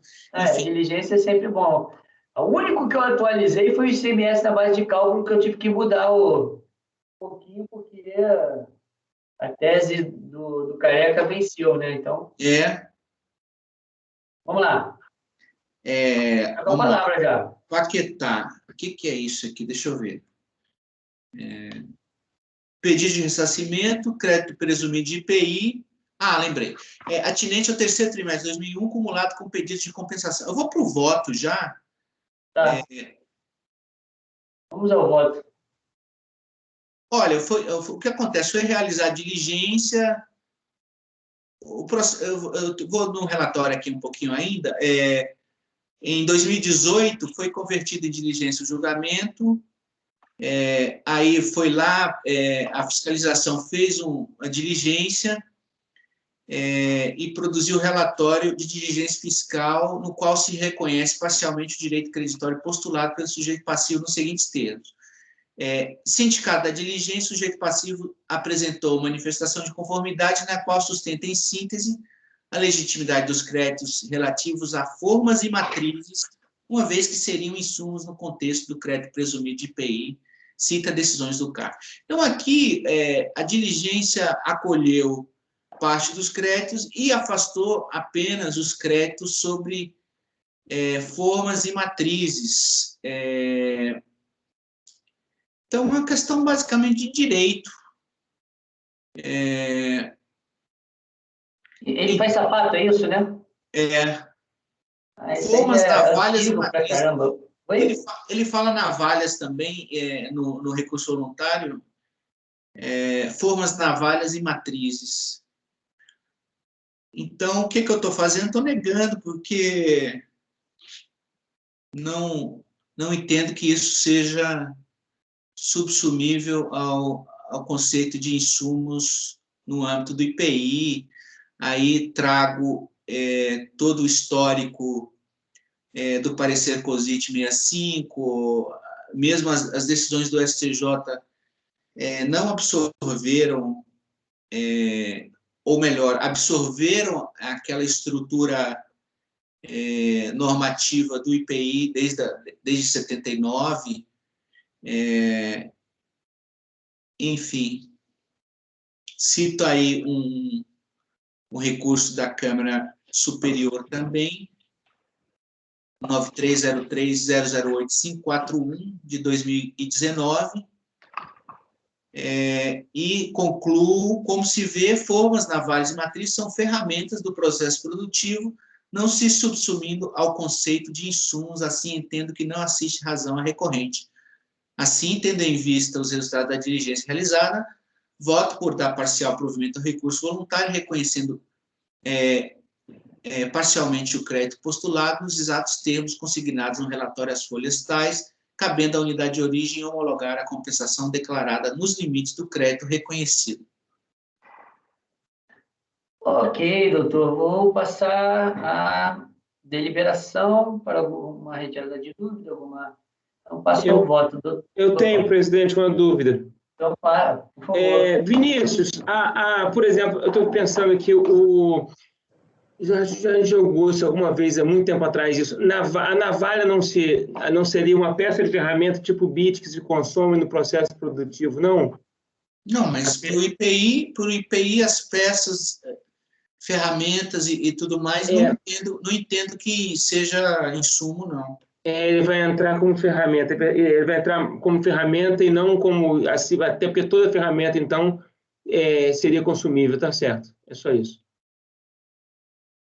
Tá, Isso assim, pensando que em toda a estrutura normativa do IPI ao longo dos anos e que o STJ, no final das contas, não afastou aquela estrutura normativa, tá? E até no voto do STJ, nos votos do STJ, você vê lá máquinas e equipamentos, muitas vezes, em alguns votos, e são explícitos em excluir do conceito de insumos no IPI.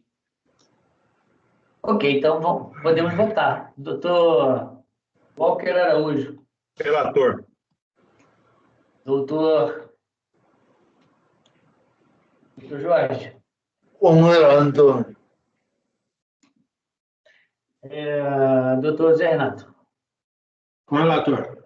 Doutora Larissa. Com o relator. Rafael. Acompanho o relator. Doutora Denise. Com o relator. Eu também acompanho o relator. Então, foi dado provimento parcial por unanimidade. Deixa eu só escrever, dar provimento parcial e recurso. Vou copiar exatamente o teu dispositivo, tá, Vinícius? Beleza.